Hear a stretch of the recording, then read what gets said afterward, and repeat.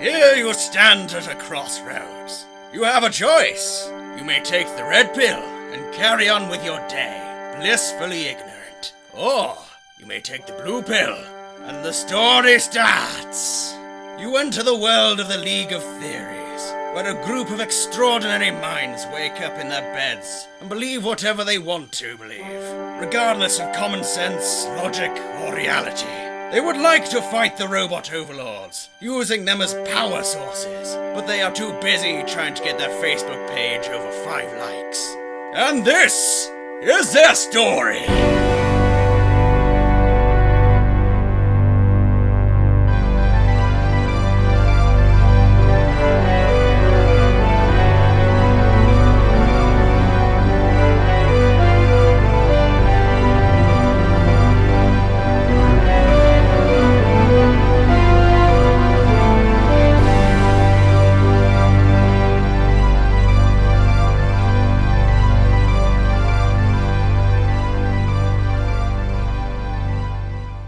We even have a Facebook page.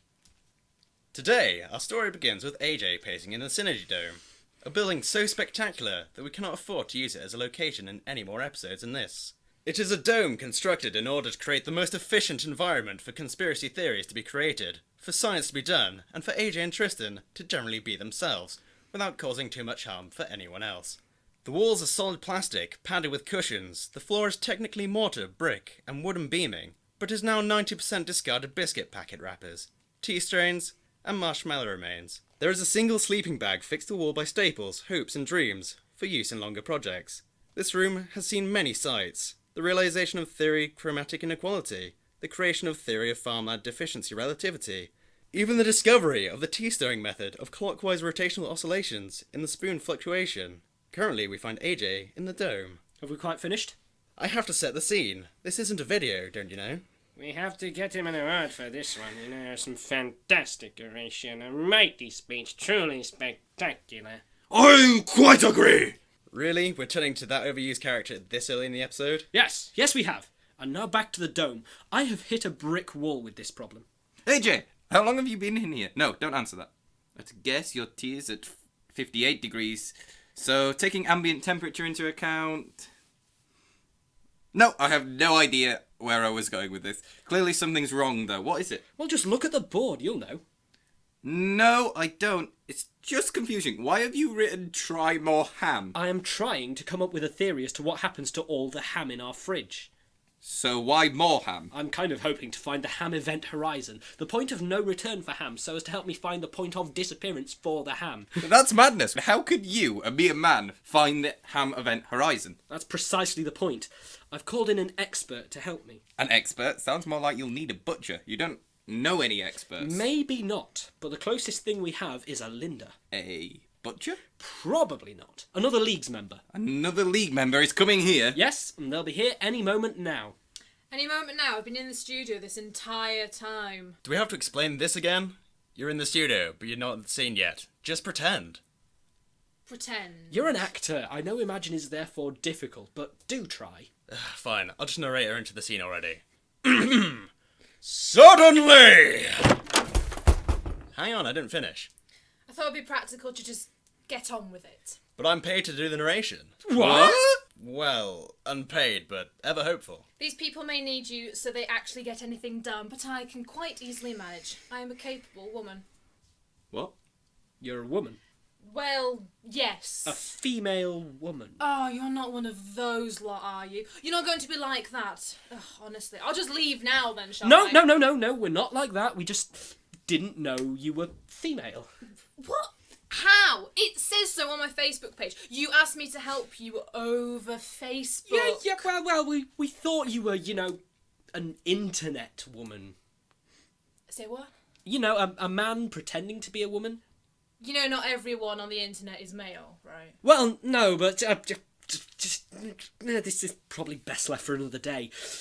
Tomorrow we'll make a start of finding the ham event horizon. In the meantime, we've got a spare room set up for you already. I've got towels in the boiler room. Toilet is just around the corner upstairs. I shall buy you feminine hygiene products to show that I support you having lady parts. I'm alright, thanks. Yeah, okay. You You go upstairs and deal with your bags. Just follow the signs, it's chalked on the wall. That was a different experiment. Very important. We never actually managed to scrub it off. I'll go put the kettle on. Now, Tristan, you just come with me for a moment. AJ took Tristan aside and proceeded to remind him why he was being inappropriate around female characters in a way that would lead to a court case, with such emphasis as he could muster. Okay, what was that? She's female. Don't be like that. So is half the population of the Earth. I have no problem with that. I have nothing against women. The only problem I have is that one of them is in my house, and I didn't know how to react to that. You've never spoken to a woman before, have you? Of course not. I couldn't even speak to my own mother without first taking half an hour to prepare myself. I've met your mother. She's lovely. As I recall, I first spoke to her over Skype. Yeah, as I recall, that's definitely how I met your... Stop right there! We're already struggling to avoid accusations that Linda has only been brought in here to stop this being a male production. Don't give us any more court cases. I'm sorry about that, but still, you don't need to worry about Linda. She won't be any trouble, I'm sure. But what if she starts coming on to me? We can't let that happen. We're on thin ice as it is. We don't want to appear to objectify women in that way. However, in the improbable event that actually happens, I'm sure you can think of a way to put her off.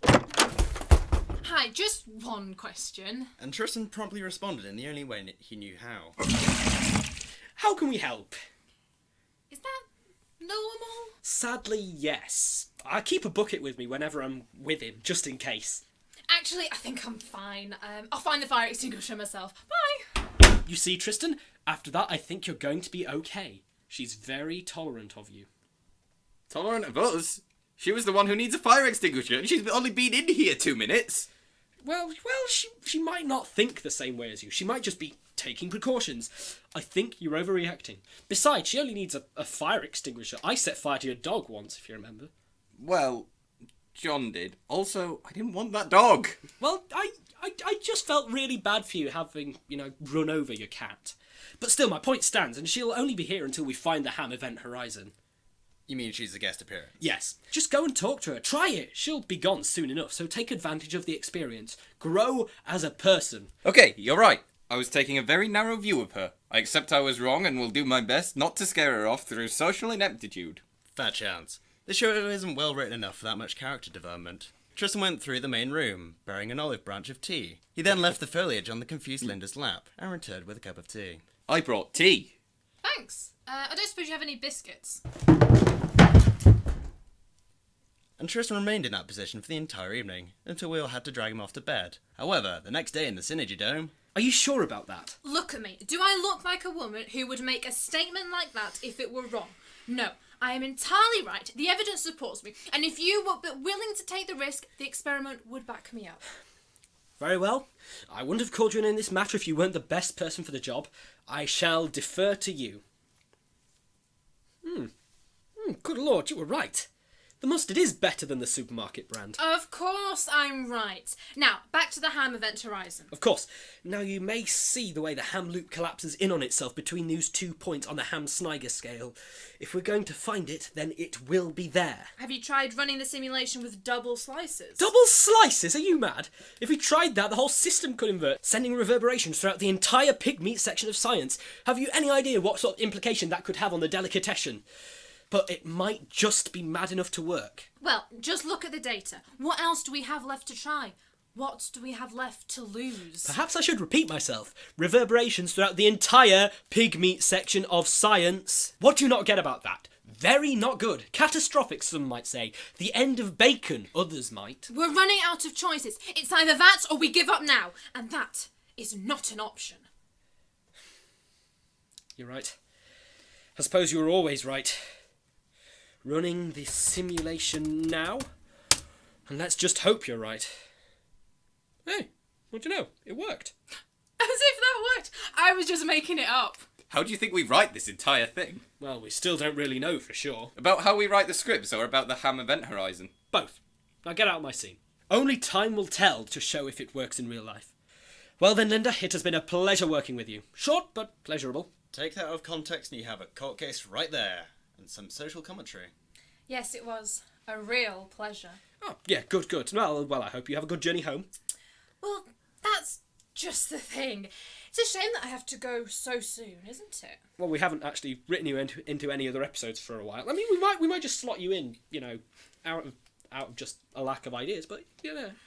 I mean, we were just beginning to get to know one another. What are you talking about? You know me. We asked you to take this role. At this point of breaking the fourth wall, I stepped promptly in and broke the fourth wall over AJ's head to remind him of the stick of the plot. That seemed harsh. Belinda, we do know each other, on Facebook at least. But it's not quite the same. Really, people need to get to know each other in person. Yeah, I see your point. I'm glad you do. I'm sure I don't need to leave just right now. I think you understand what I mean. Suddenly, realising what Linda meant, with the help of Tristan holding up a hastily crayoned sign, AJ was caught in the moment of utter panic and terror. What could he do? He had no response to this situation. In his terror, he responded in the only way he knew how. But on the other hand, all good things must come to an end, mustn't they? I'll see myself out then. Wow. I'm off to take on more tips from Tristan in the future.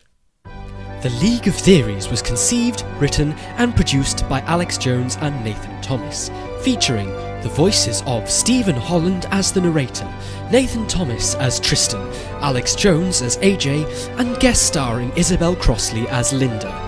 Sound effects were provided from freesound.org, and music was composed by Eric Fabrizi.